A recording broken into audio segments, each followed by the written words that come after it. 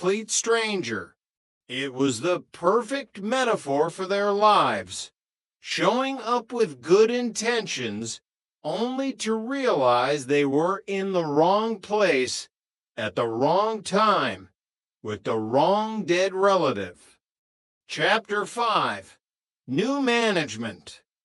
Back at Nelson Mandela House, the flat felt smaller than it used to. The wallpaper was peeling, and the ghost of their millionaire lifestyle lingered in the form of a single, half-empty bottle of expensive cognac. "The firm's been liquidated," Rodney said, staring at the kitchen table. "Trotter's Independent Traders is no more. It's caput." "No, no, no," Dell said, his mind racing. "The firm can go on trading. It's just that I've been disqualified from running it. That doesn't mean to say I can't work for it." He looked at Rodney, really looked at him. "We need a new managing director," Dell mused. "Someone young, someone enthusiastic, someone full of ideas." Rodney looked around the room. "Who? The window cleaner?" "No, Rodney, you." Rodney's jaw dropped. "Me? Dell, I can't run a company. I can't even run a bath without getting a headache." "Legally, there is nothing to stop you," Dell insisted. "You're clean. No bankruptcy, no disqualification. You'd be the boss. Rodney Trotter, managing director." And so the power dynamic shifted. Within days, the local paper carried a small advertisement, "Trotter's Independent Traders, now under new management. Managing Director, Rodney Trotter." Rodney took to the role with a terrifying level of seriousness. He started wearing a tie at breakfast. He spoke about executive stress and logistical paradigms. He even tried to listen to Mozart to unwind. Mozart's Symphony No. 38 in D major. Rodney explained to Trigger one evening in the flat.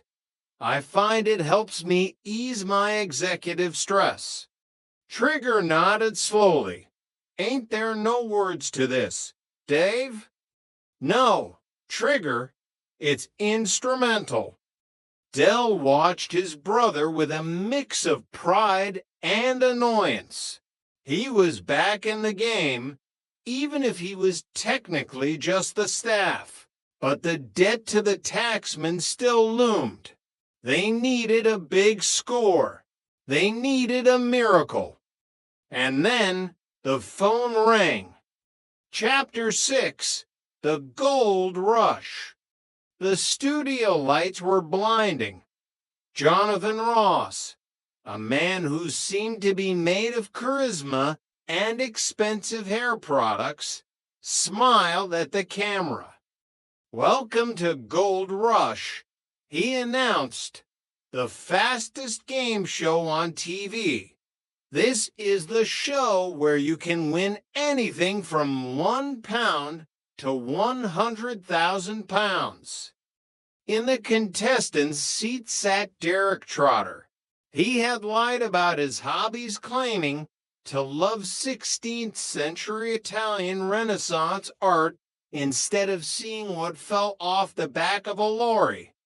And he had navigated the early rounds with the cunning of a street fox.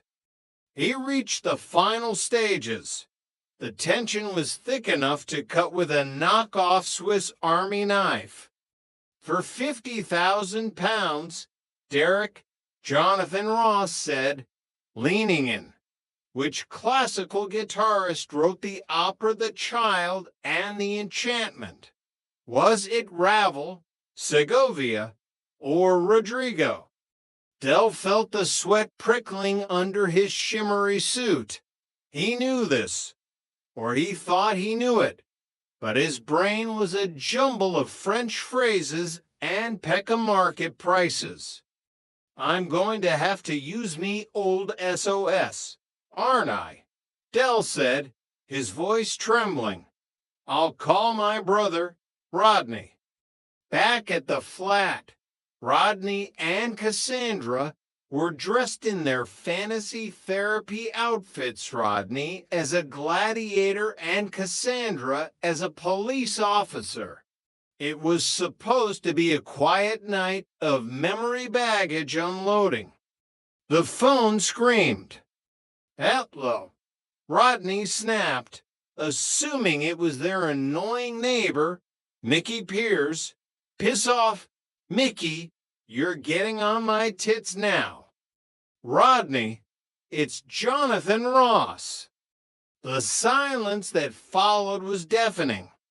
Rodney realized he had just told one of the most famous men in Britain to piss off. Rodney, we need your help, Jonathan said, hurried. Derek is on 25,000, going for 50. Which classical guitarist wrote the opera The Child and the Enchantment? Was it Ravel, Segovia, or Rodrigo? Rodney didn't hesitate. He had to GCEs. He had been listening to Mozart for a week. He was an executive. Ravel, Rodney said with absolute certainty. 100%. Del, it's Ravel. Del turned back to the camera, his chest puffed out. I'll go with that. Jonathan, it's Ravel. Jonathan Ross looked at him with a face full of pity. Derek, that was the wrong answer. It was Rodrigo. The world seemed to stop spinning. Del's face went through every shade of red known to man. He had lost it all. Again. On national television. Chapter 7, The Phoenix of Peckham. The silence in the flat that night was heavy. Del sat on the sofa, still wearing his game show suit, staring at the floor.